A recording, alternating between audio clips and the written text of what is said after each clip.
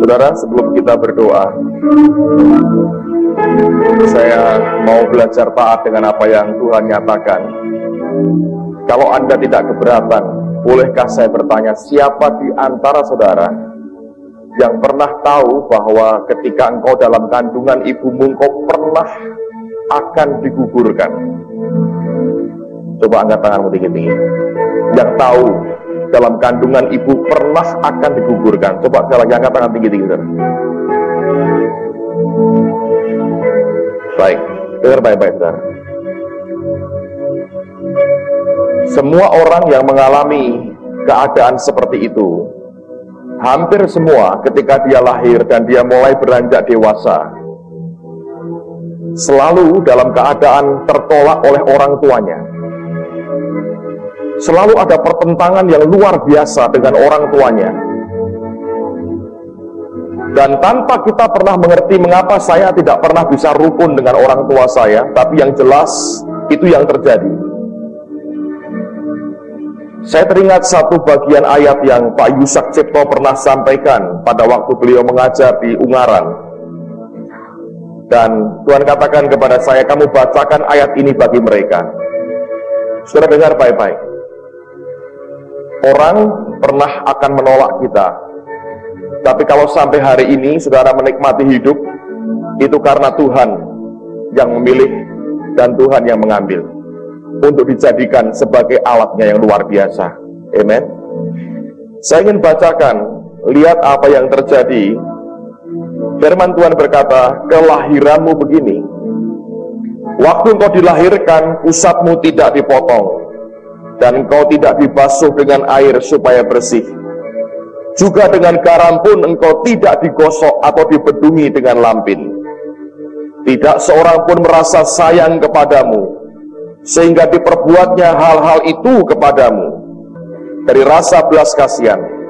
Malahan engkau dibuang ke ladang, oleh karena orang pandang enteng kepadamu pada hari lahirmu.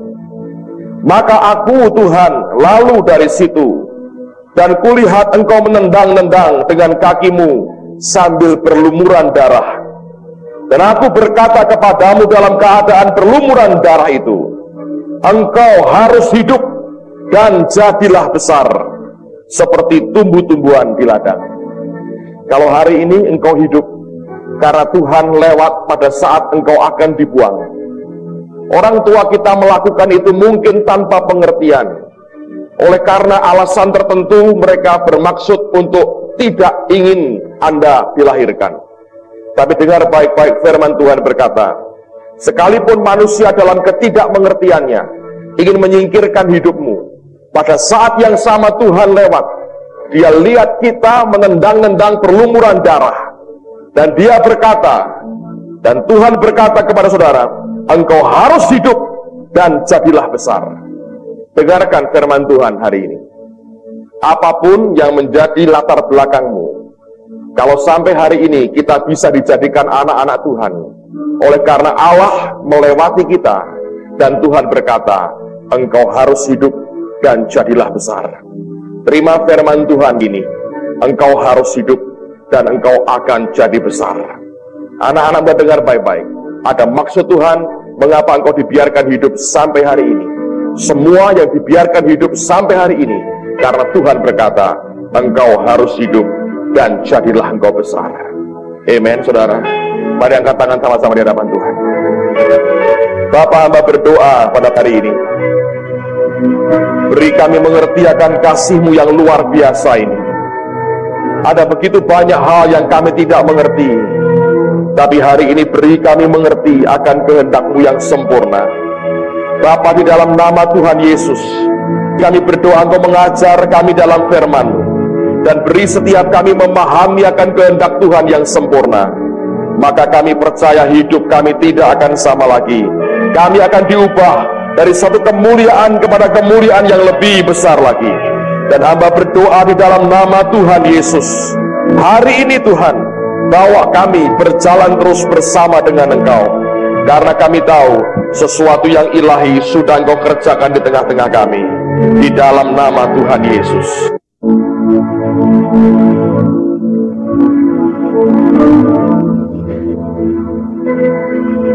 Saya baca satu artikel menarik sekali yang dikutip oleh seorang hamba Tuhan bernama A.W. Tozer. Kalau Anda bisa menikmatinya dalam bahasa Inggris, apa yang dia sampaikan ini sungguh-sungguh memberkati. Tozer mengutip akan sebuah tulisan yang ditulis tangan oleh seorang ilmuwan Perancis yang sangat terkenal, yang hidup pada abad yang ke-17, dan semua Anda tentu masih ingat mungkin namanya adalah Pascal. Dia termasuk satu dari 6 pemikir yang terbesar sepanjang sejarah manusia. Dikenal sebagai orang yang sangat jenius dalam hal matematika, dan dia seorang saintis yang sangat diakui akan kemampuan otaknya yang sangat luar biasa. Tapi Pascal menjelang akhir hidupnya, dia berkata, kalau aku mati, aku tidak ingin orang kenal aku karena hasil pemikiranku dalam hal ilmu pengetahuan.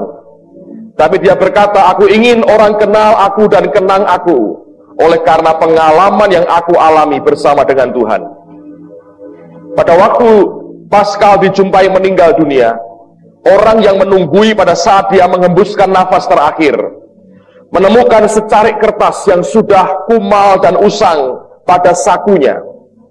Dan rupanya beberapa tahun terakhir sejak pengalaman itu, dia simpan terus akan kertas kumal dan usang itu, dan tidak pernah dia singkirkan dari kantong bajunya. Pada hari Pascal mati, orang yang menunggui dia pada waktu dia menghembuskan nafas terakhir masih menemukan akan kertas itu, karena dia berkata, aku mau supaya pengalaman ini selalu dekat dengan hatiku. Apa yang terjadi, saudara?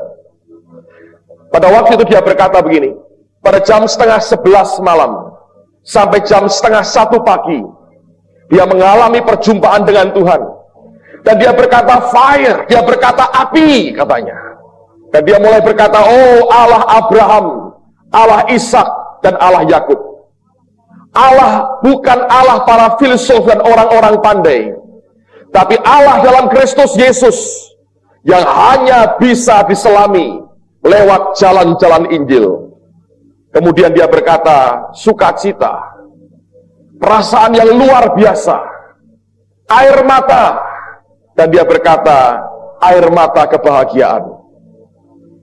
Tulisan yang singkat itu dia tulis dengan tangannya sendiri. Kemudian dia lipat dan dia masukkan di sakunya. Bertahun-tahun sejak peristiwa itu, sejak pengalaman 2 jam dia bertemu dengan Tuhan, dia berkata, aku mau kelak ketika aku mati, orang mengenang satu pengalaman ini, bahwa Pascal pernah mengalami perjumpaan dengan Allah. 2 jam dalam hadirat Allah mengubah seluruh hidupnya.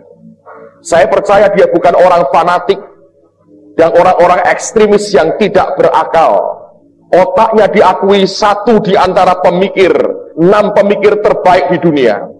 Dan bayangkan kalau orang seperti Pascal mengalami perjumpaan dengan Tuhan, apa yang terjadi, saudara? Seluruh hidupnya diubah. Pagi ini saya ingin mengajak semua kita belajar bagaimana orang yang berjalan dengan Roh Kudus. Ada sebuah lagu lama yang saya ingin kita semua naikkan lagi hari ini. Dan lagu ini berkata, aku berjalan di suatu kebun suatu hari. I walk in the garden alone. Aku berjalan dalam sebuah taman sendirian.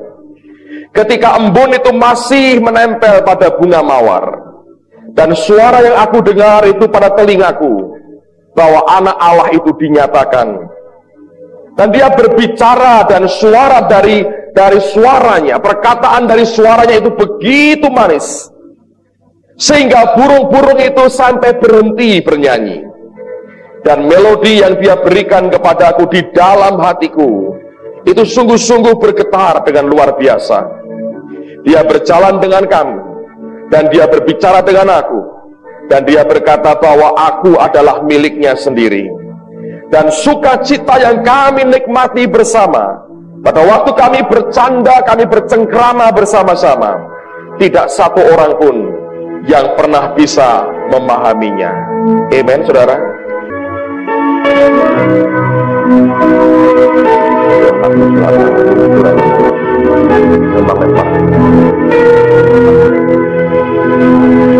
I come to the garden alone,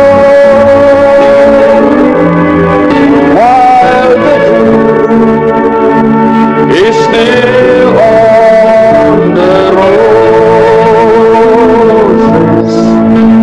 and the voice I hear falling on my ears, the Son of God is close.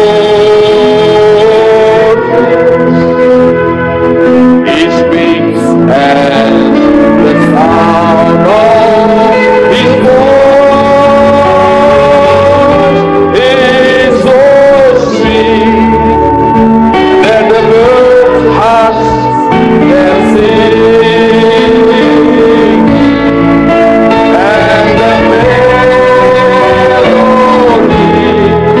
that he gave to me within my heart is ringing. Mari katakan sama-sama. And he walks with me as he walks with me, and he tells me I am his own, and the song we share as we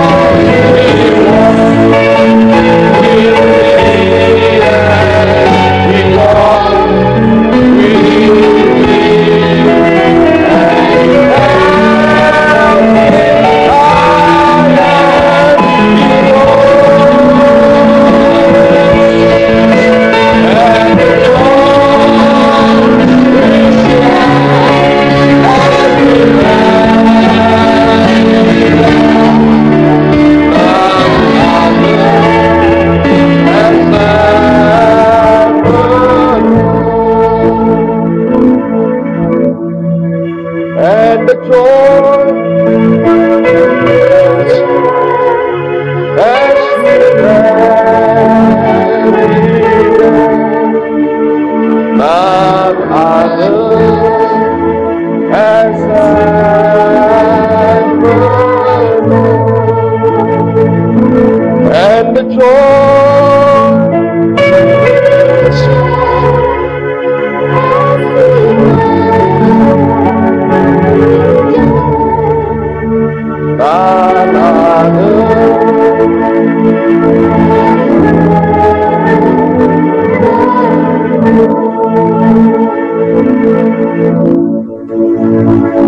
kita berdoa demi nama Yesus.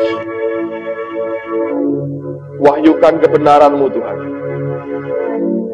dan buat kami mengerti akan kehendak-Mu yang sempurna atas kehidupan kami.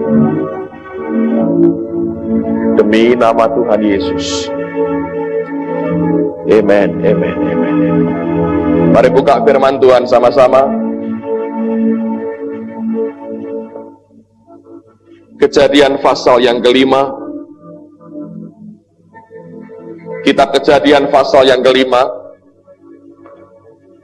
Lihat pada ayat yang ke-28 dan 29.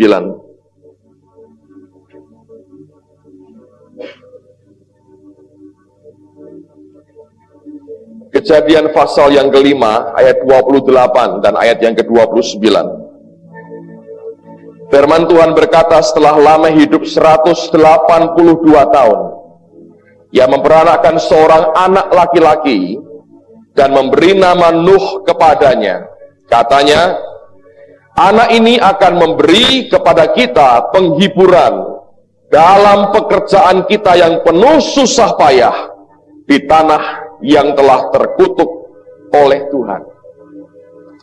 Saudara, kalau Anda mau mengerti sampai seberapa beratnya, mari kita lihat dulu pada kitab Kejadian pasal yang ketiga. Kejadian pasal yang ketiga, lihat pada ayat yang ke-17 sampai dengan ayat yang ke-19. Kejadian pasal 3 ayat 17 sampai 19, lalu firman-Nya kepada manusia itu, karena engkau mendengarkan perkataan istrimu dan memakan dari buah pohon yang telah kuperintahkan kepadamu, jangan makan daripadanya, maka terkutuklah tanah karena engkau. Dengan bersusah payah engkau akan mencari rezekimu dari tanah seumur hidupmu. Semak duri dan rumput duri yang akan dihasilkannya bagimu, dan tumbuh-tumbuhan di padang akan menjadi makananmu. Dengan berpeluh engkau akan mencari makananmu, sampai engkau kembali lagi menjadi tanah, karena dari situlah engkau diambil, sebab engkau debu, dan engkau akan kembali menjadi debu.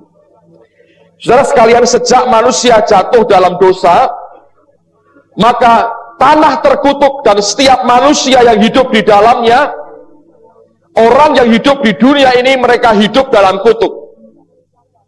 Dan apapun yang mereka kerjakan, Alkitab berkata harus dengan bersusah payah dan dengan berpeluh. Nah, seperti yang kita lihat sampai dengan hari ini, orang masih berkata, kalau aku tidak kerja keras, aku tidak akan bisa hidup dengan baik. Kalau aku tidak kerja keras sampai berpeluh, tidak mungkin aku bisa makan. Ketika orang punya persoalan, kemudian orang berkata, Bapak berdoa saja. Itu suatu penghinaan, saudara. Saya berkali-kali didatangi orang mau counseling. Mereka datang dengan keluhan yang begitu banyak. Lalu saya berkata, Bapak berdoa saja, malah marah. Mereka mengharapkan lebih sukar dari cuma berdoa. Mereka mengharapkan saya memberi ide-ide apa yang harus mereka kerjakan.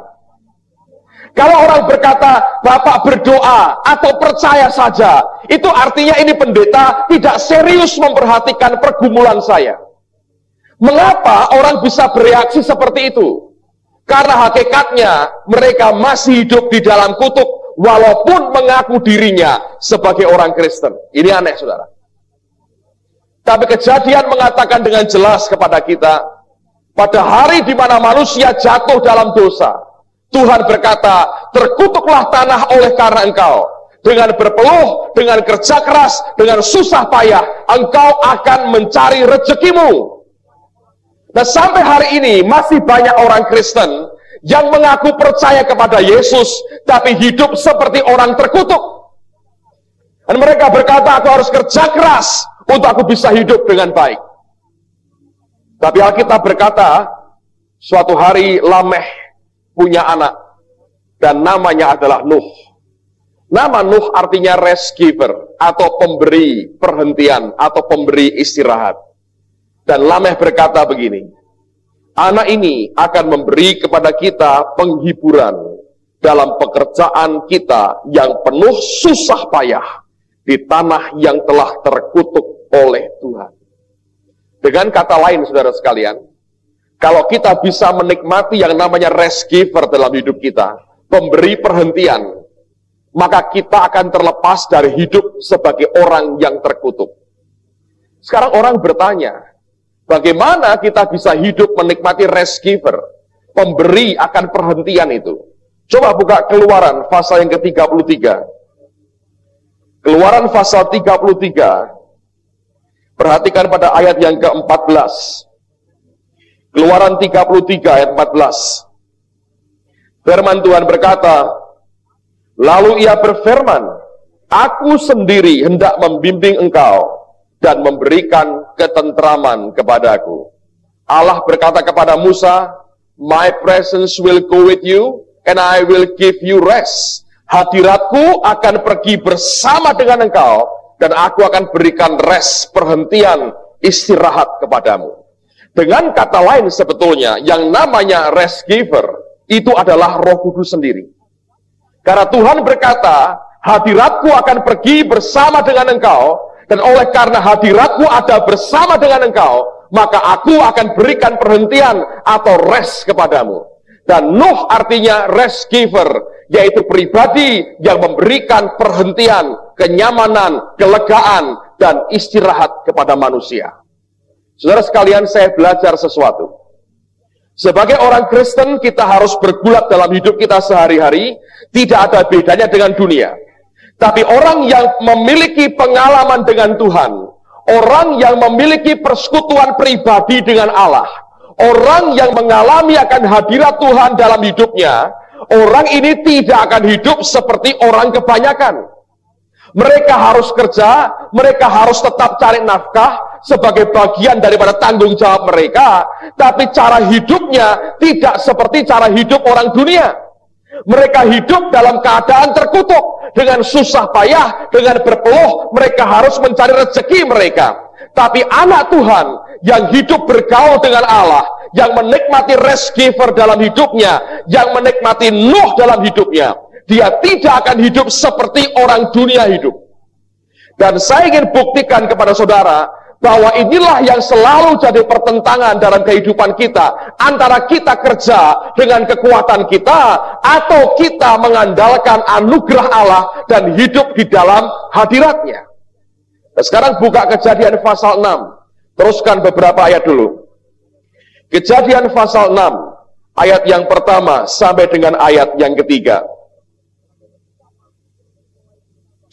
Ketika manusia itu mulai bertambah banyak jumlahnya di muka bumi, dan bagi mereka lahir anak-anak perempuan, maka anak-anak Allah melihat bahwa anak-anak perempuan manusia itu cantik-cantik.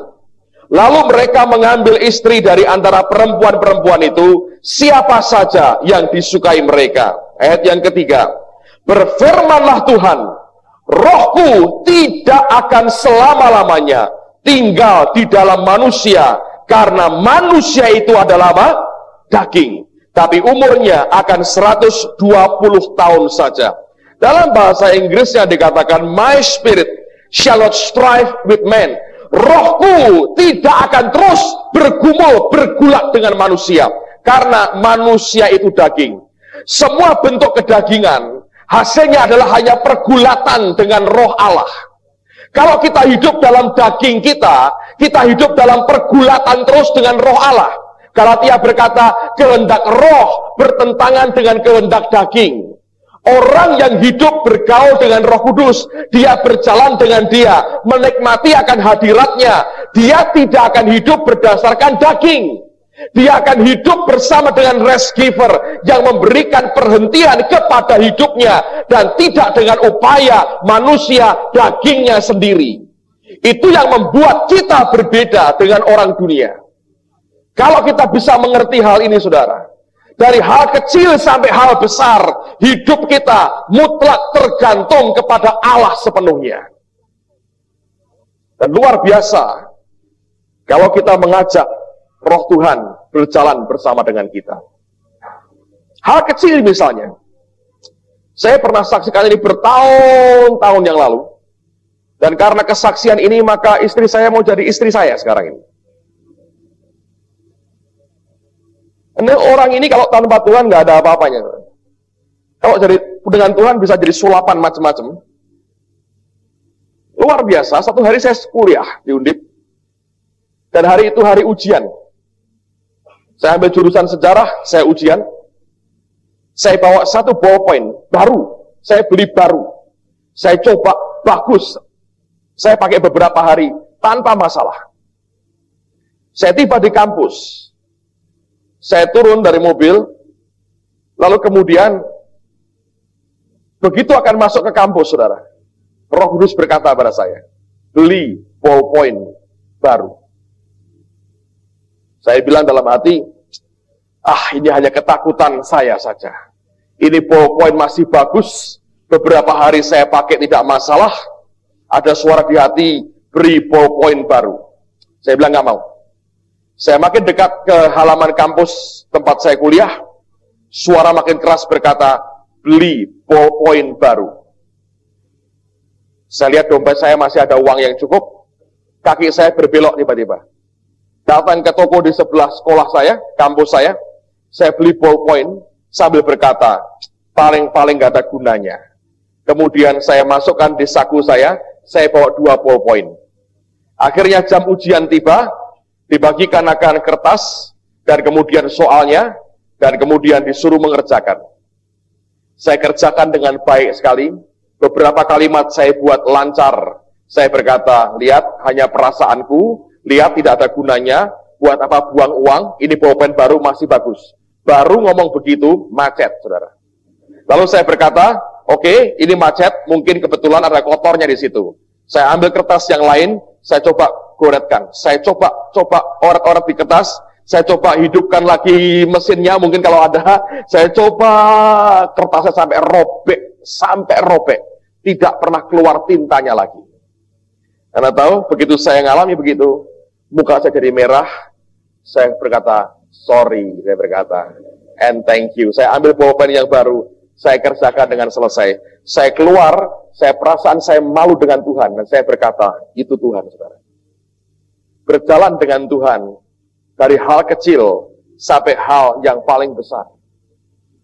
Suatu hari, saudara, saya masih kuliah juga pada waktu itu. Saya sore itu akan ke kantor, kami yang di Imam Bonjol, yang kantor lama masih kecil sekali. Dan saya pikir saya hanya datang untuk ngobrol dengan beberapa teman, jadi nggak ada urusan apa-apa. Begitu mau keluar rumah, Roh Kudus berkata begini, pakai sepatu. Saya bilang ini nggak kebaktian, nggak persekutuan, hanya mau ngobrol.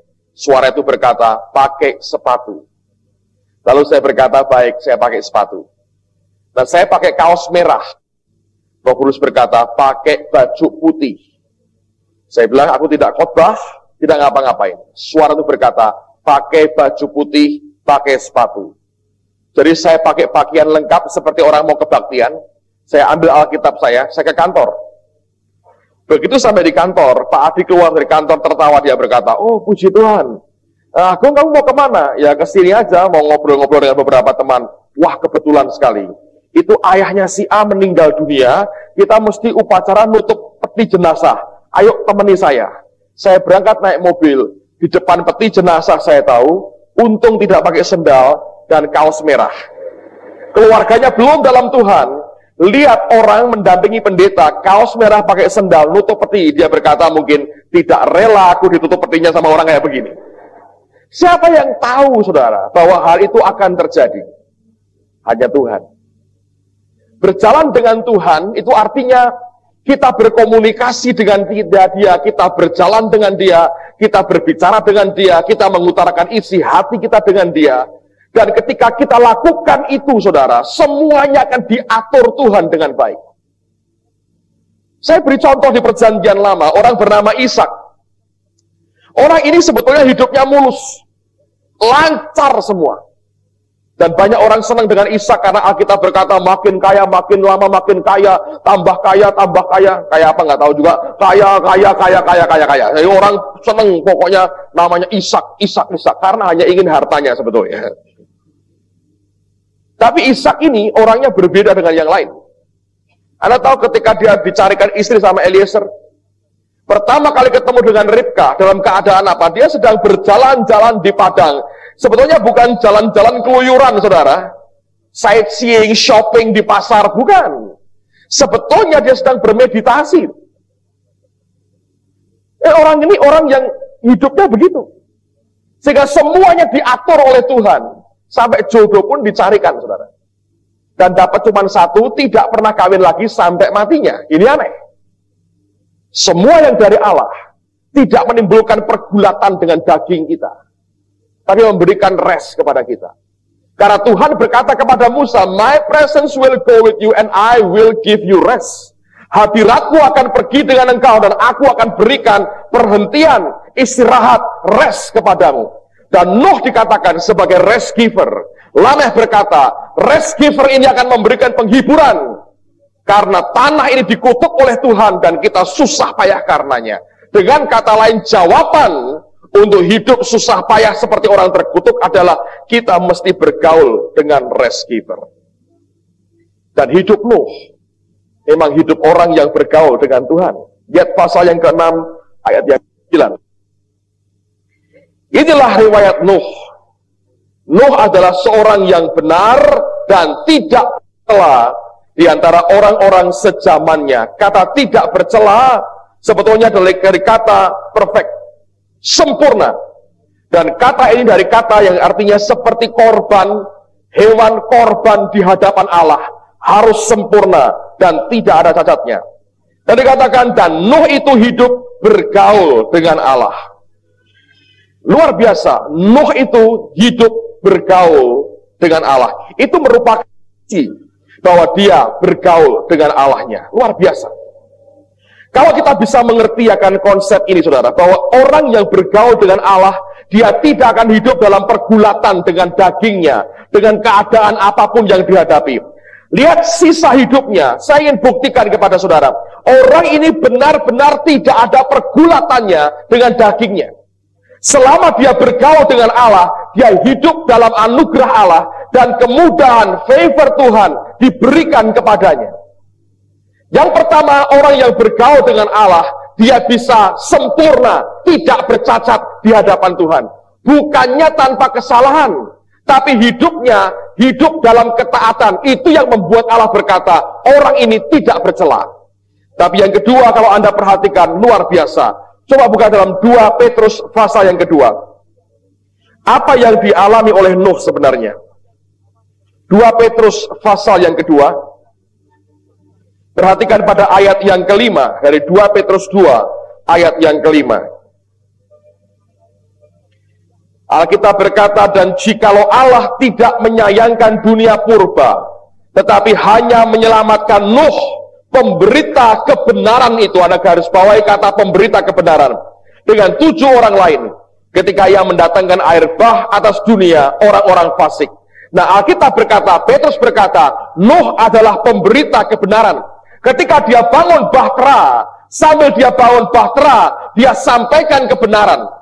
Nah, kata ini tidak sama dengan kata penginjil atau pengkhotbah, bukan. Tapi pemberita kebenaran ini suatu proklamator kebenaran. Jadi bukan pengkhotbah biasa, dia memproklamirkan kebenaran. Anda tahu perbedaan proklamator dengan bukan proklamator. Zaman revolusi orang teriak merdeka, merdeka, merdeka.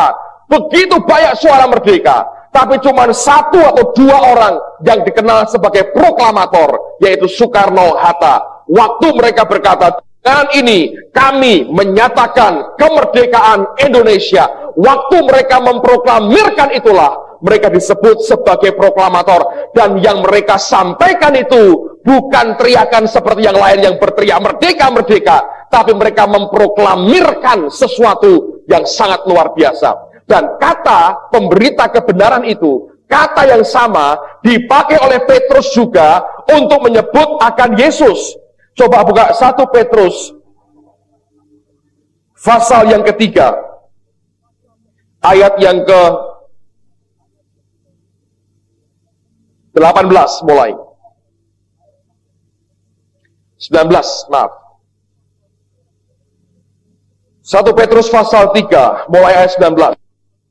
Dan di dalam roh itu juga ia pergi memberitakan Injil kepada roh-roh di dalam penjara, yaitu kepada roh-roh mereka yang dahulu pada waktu Nuh tidak taat kepada Allah, ketika Allah telah menanti dengan sabar waktu Nuh sedang mempersiapkan bahteranya, di mana hanya sedikit, yaitu 8 orang yang diselamatkan oleh air bah. Alkitab berkata, Yesus pergi memberitakan Injil. Sebetulnya dia pergi bukan ngotbahi nginjili orang, dia memproklamirkan Injil kepada mereka. Kata yang sama dipakai ketika Nuh sebagai proklamator kebenaran. Orang yang hidup bergaul dengan Allah, saudara, ada begitu banyak keajaiban, ada begitu banyak kemudahan, ada begitu banyak favor, kemurahan Allah yang dia berikan kepada kita. Dan banyak orang Kristen bertanya, bagaimana saya mesti mulai? Simple aja, sebab dia di dalam kita. Waktu kita berkata, Tuhan, aku mau belajar berjalan dengan Engkau, aku mau bergaul dengan Engkau, dia akan bergaul dengan kita. Kerinduan hatinya adalah bergaul dengan anak-anaknya. Sekarang lihat pada Kejadian pasal 7. Lihat mulai ayat yang pertama. Lihat beberapa hal yang dialami oleh Nuh ini luar biasa. Kejadian pasal 7, lihat mulai ayat yang pertama. Lalu berfirmanlah Tuhan kepada Nuh, masuklah ke dalam bahtera itu, engkau dan seisi rumahmu, sebab engkau yang kulihat benar di hadapanku di antara orang zaman ini. Dari segala binatang yang tidak haram haruslah kau ambil 7 pasang, jantan dan betinanya. Tapi dari binatang yang haram 1 pasang, jantan dan betinanya. Juga dari burung-burung di udara 7 pasang, jantan dan betinanya, supaya terpelihara hidup keturunannya di seluruh bumi. Sebab 7 hari lagi aku akan menurunkan hujan ke atas bumi 40 hari 40 malam lamanya. Dan aku akan menghapuskan dari muka bumi segala yang ada yang kujadikan itu. Lalu Nuh melakukan segala yang diperintahkan Tuhan kepadanya. Nuh berumur 600 tahun ketika air bah itu datang meliputi bumi. Masuklah Nuh ke dalam bahtera itu bersama-sama dengan anak-anaknya dan istrinya dan istri anak-anaknya. Karena air bah itu dari binatang yang tidak haram dan yang haram, dari burung-burung dan dari segala yang merayap di muka bumi, datanglah sepasang mendapatkan Nuh ke dalam bahtera itu, jantan dan betina, seperti yang diperintahkan Allah kepada Nuh. Ini aneh, saudara. Dengar dulu baik-baik. Allah perintahkan Nuh, engkau ambil, kumpulkan mereka. Saya yakin ini bukan tugas gampang, saudara. Sebab ketika itu dosa sudah masuk, binatang tidak lagi tunduk pada manusia. Dulu Adam, semua tunduk, dia panggil, dia beri nama, dia apakan aja. Mereka dengan happy datang kepada Adam. Ketika dosa masuk, semua berubah. Tapi yang luar biasa, Tuhan berkata kepada Nuh, sekarang kau kumpulkan mereka, sekian pasang, dan bawa masuk dalam bahtera. Tapi kenyataannya, saya yakin begini, Nuh mulai kerjakan, saudara. Yang dia bisa pegang. Paling tidak, domba yang dia punya, masukkan dulu. Mungkin anjing peliharaannya, dia masukkan dulu. Mungkin kucing kesayangannya, dia masukkan dulu. Tapi tikus, semut, cicak, tokek, apalagi? Hah? Kecoa. Gimana itu? Kecoa. Cacing. Bagaimana mengumpulkan cacing? Dan tahu ini cacing betina, jantan. Dari mana taunya? Mikir nggak, saudara? Coba kalau hari ini Anda jadi Nuh, kumpulkan mereka. Saudara berkata, saudara-saudara, saya diperintah Tuhan untuk begini. Orang bilang apa? Sesat, berkhayal, tidak masuk akal, kan begitu kan? Tapi orang yang bergaul dengan Allah tidak peduli. Seluruh dunia, tidak satu pun ikut. Kecuali istri, anak, mantunya. Sebab dia hidup benar. Alkitab berkata, saya yakin dia mulai kumpulkan karena Alkitab berkata, Nuh melakukan seperti yang Tuhan perintahkan. Jadi dia mulai kerja juga dia masukkan. Tapi kerjanya seperti gini, saudara. Pejabat meletakkan batu pertama. Peletakan batu pertama gedung ini oleh Bapak Wali Kota, taruhkan dia. Yes. Dia pakai semen, dia pakai apa? Dipakai nggak batunya? Dipakai juga sih, saudara. Tapi yang ngerjakan semua ini siapa? Bukan Wali Kota. Nuh ngalami yang sama, dia lakukan bagiannya.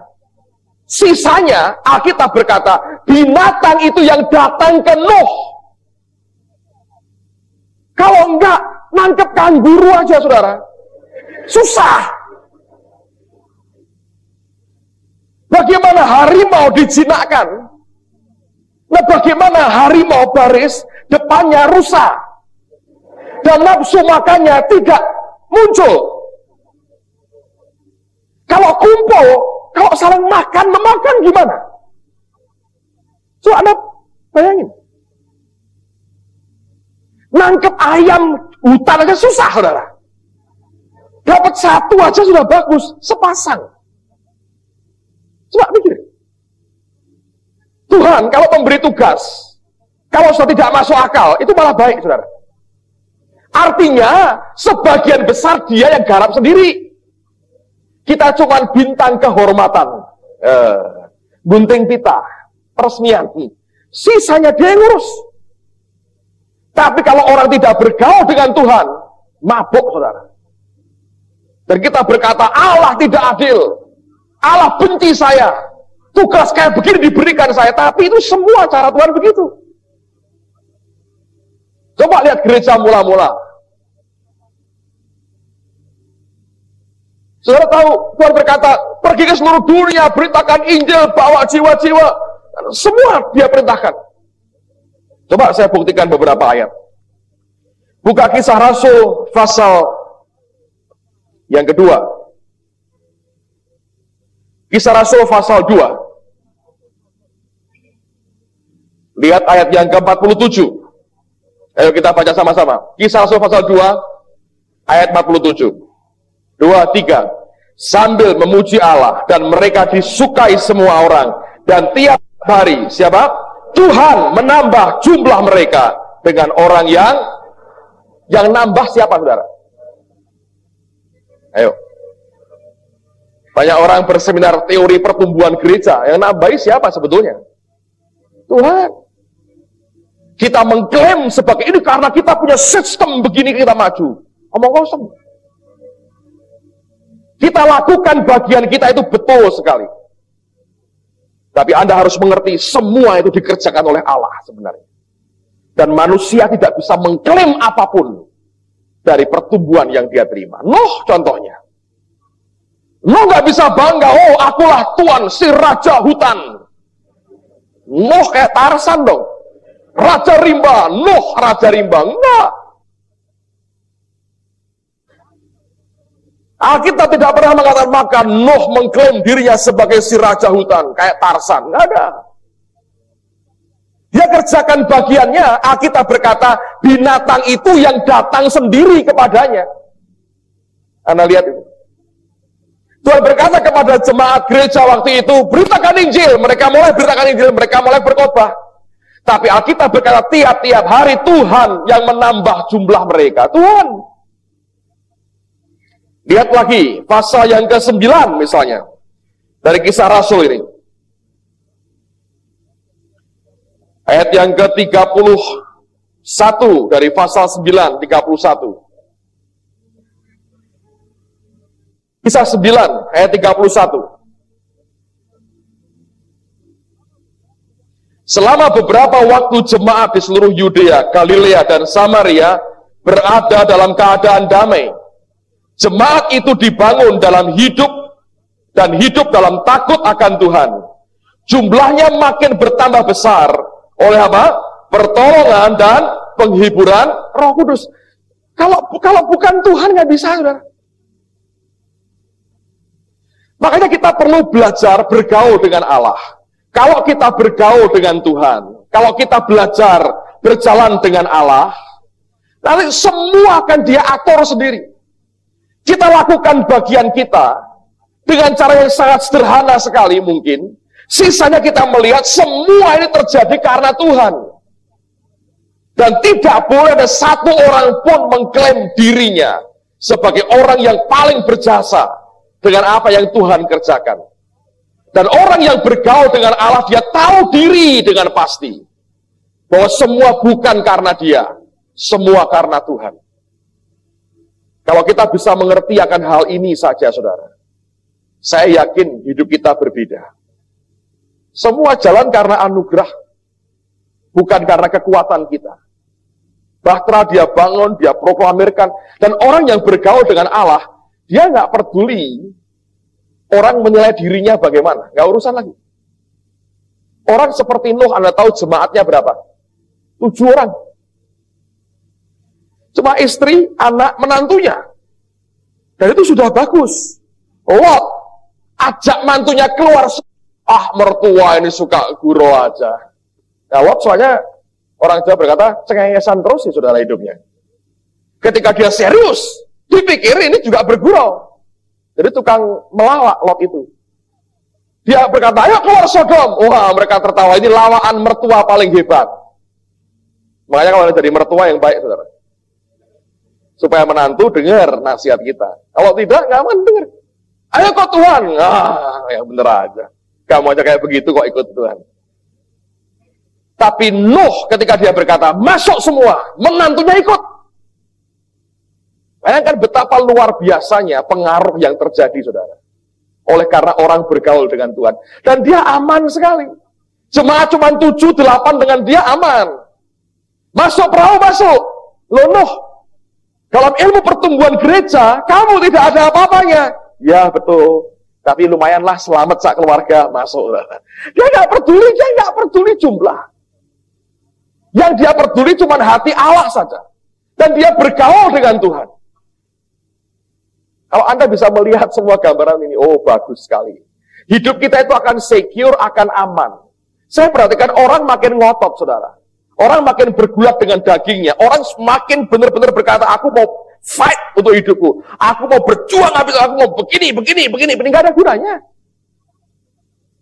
Kalau kita disertai Tuhan, kita disertai Tuhan. Kalau kita diberkati. Semua hasil karena kita bergaul dengan Dia. Amen, saudara. Kita lakukan bagian kita, yang terbaik kita bisa buat kita lakukan. Sisanya Allah yang kerjakan semuanya. Itu loh bergaul dengan Tuhan, saudara. Dan banyak orang tidak mau bergaul dengan Allah seperti itu. Mereka mau memutuskan semua dengan apa yang mereka pandang baik. Tapi saya mau beritahu pada hari ini, saudara. Mari ajak dia bergaul, saudara.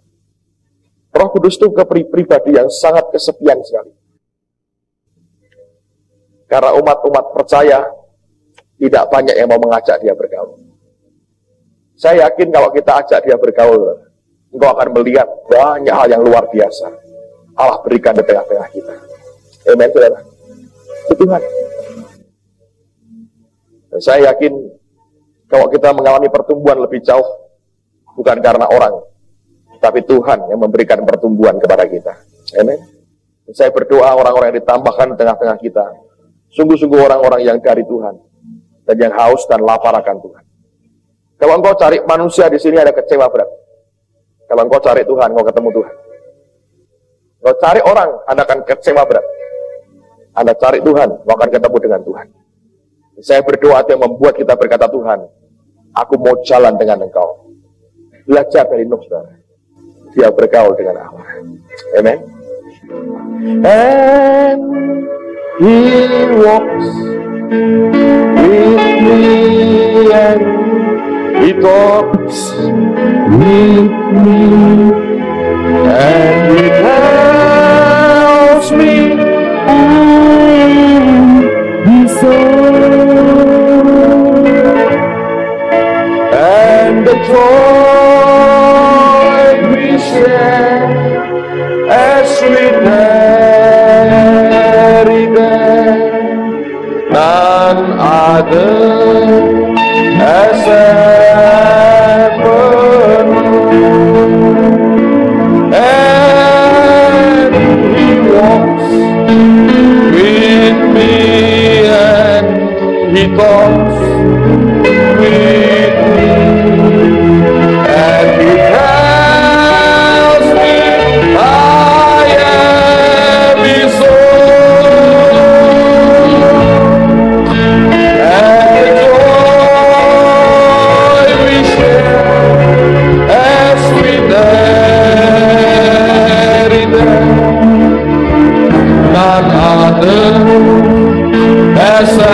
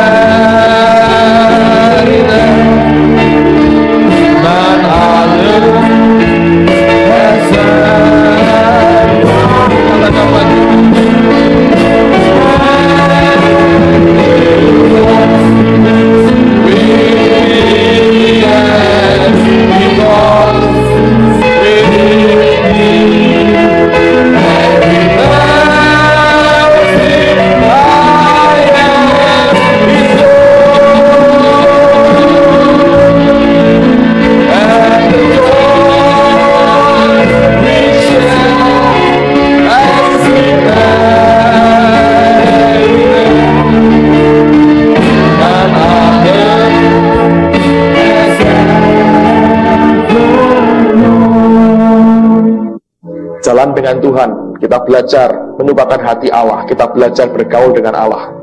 Ternyata itu luar biasa, membuat kita makin kenal siapa Tuhan. Dalam keadaan seperti apapun, kita bisa lewati dengan baik. Itu yang Alkitabiah, dan Allah mau kita bergaul dengan Dia. Alkitab berkata, akhir zaman seperti zaman Nuh. Orang kawin-kawinkan, makan, minum seperti zaman Nuh. Hidup kita harus seperti Nuh, karena ini seperti zaman Nuh sebelum Tuhan datang. Hiduplah bergaul dengan Dia, Kau akan lihat kemuliaannya dinyatakan buat kita. Mari angkat tanganmu sama-sama. Anda berdoa demi nama Yesus. Tuhan nyatakan akan anugerah-Mu kepada anak-anak-Mu, supaya kami bisa berjalan dengan Engkau.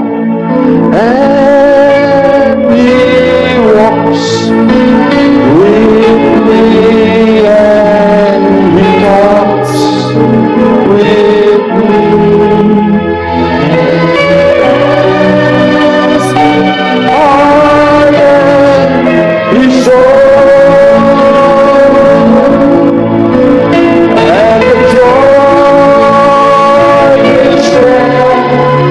As we